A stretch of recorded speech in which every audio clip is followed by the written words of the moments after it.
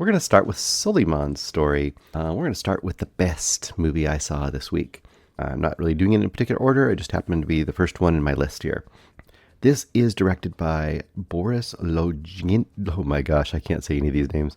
Lojkine. Souleymane is the one I'm going to give you. He is played by Abou Sangare, and he is amazing in this movie. This is the kind of performance that could be nominated for an Oscar in a year where, I don't know, little independent and international movies get watched and considered, but I am sure there will be no talk of Abou Sangare getting any Oscars, but keep in mind it's that good of a performance. This, in a lot of ways, and I think Eric agrees with me on this, and probably Greg too if he ended up watching it, this feels like a spiritual sequel to Io Capitano, which I think we did that last year or the year before.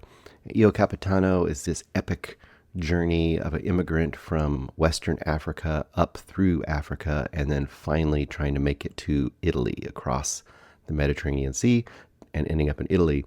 And where that movie is an epic, very harrowing journey that leads into a final moment of hope.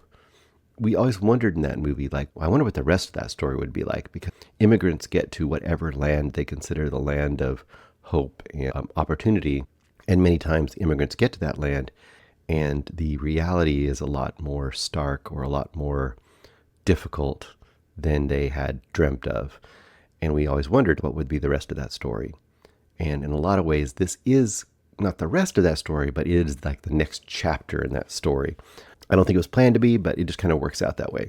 And in Souleymane's story, we are in Paris, but he is an immigrant. And in America, he'd be an undocumented immigrant. I don't know how it works there in Paris, in France, but probably similar. And he has come a very similar journey to the character in Io Capitano. He has come from Guinea, I do believe, and he has come up through the Sahara and all that stuff. And I believe through Libya. I think Libya is one of the places a lot of them go through and really, really bad experiences, and made his way up through Italy and then ended up in France. So in this movie, though, as opposed to an epic journey, it's a very focused character piece where you are essentially with him for 3 days. And the reason I say 3 days is because what he is doing, he's doing a bunch of stuff, but his basic goal is he needs to do this interview. And this interview will basically, I think it's like requesting asylum, basically, and that gives him a legal documented status as a documented worker in France and will allow him to have some kind of a legal standing to be there. So he has 3 days, he's waiting for this interview, he's really nervous, and while he's preparing for that interview, you see his day-to-day life. And it's interesting because if you just look on paper and what happens in this 3 days, it's not a ton of things that happen, but it's told in such a vibrant and kinetic way, and in some ways very, not an action movie per se, but there's a level of tension in it throughout that's really, really great. Souleyman, basically, the main thing you know is he's like a bike delivery person. So like here in America, you have Uber Eats or something like that, and a person would go pick up stuff from a restaurant and take it somewhere else. They have to use the app and that whole kind of thing. And it's just interesting because right off the bat, that in his world, he doesn't even own the ability to do that. He has to rent a phone that has an account from another person, pay, and then he gets paid a percentage of whatever they get paid for this delivery service. So of course, he's making just this fraction of what he would make, which I'm sure wouldn't be that much anyway. But he's making a fraction of what he would make doing it this way, but it's a way that he can work and still be, surviving in this world. And I'm not going to go through all the details of his life. You have that part of his life. You have the part of his life and where does he live? Because a lot of these immigrants don't have homes, but there's I think so it looks like a more organized than in America, but a more organized shelter system. But one of the big things about the shelter system there is you have to reserve a spot and you have to be at a certain place at a certain time to get picked up by a bus to get taken to that shelter. And if you miss it, you don't have a spot to sleep that night. That's an ongoing thing in the story. There's an ongoing subplot about the woman he loves back in Guinea and what's going on between them and in their lives.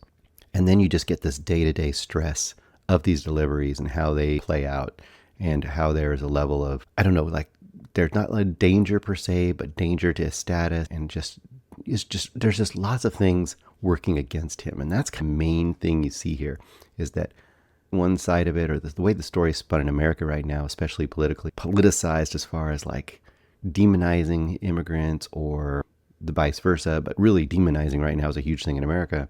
And this is just much more of a humanistic approach to here's a person in a society who has immigrated to that society, who doesn't have legal status and is trying to find a way to survive, and why and how it is difficult and why they're doing it, all that kind of stuff. And the one really interesting thing about this, a lot of interesting things, but one really interesting thing about it is, as part of this interview process, he's basically paying a guy who will give them a story, he gives immigrants stories to ensure that they'll get accepted as, basically asylum, because it'll show that they were mistreated or whatever in their country. So it's interesting in the fact that we're supposed to sympathize with him, and the basis of that is that he's not going to be telling the truth about why he's there. And I could see people on certain side of the political spectrum saying, like, see, look, they're just lying to us and they're really bad people or whatever.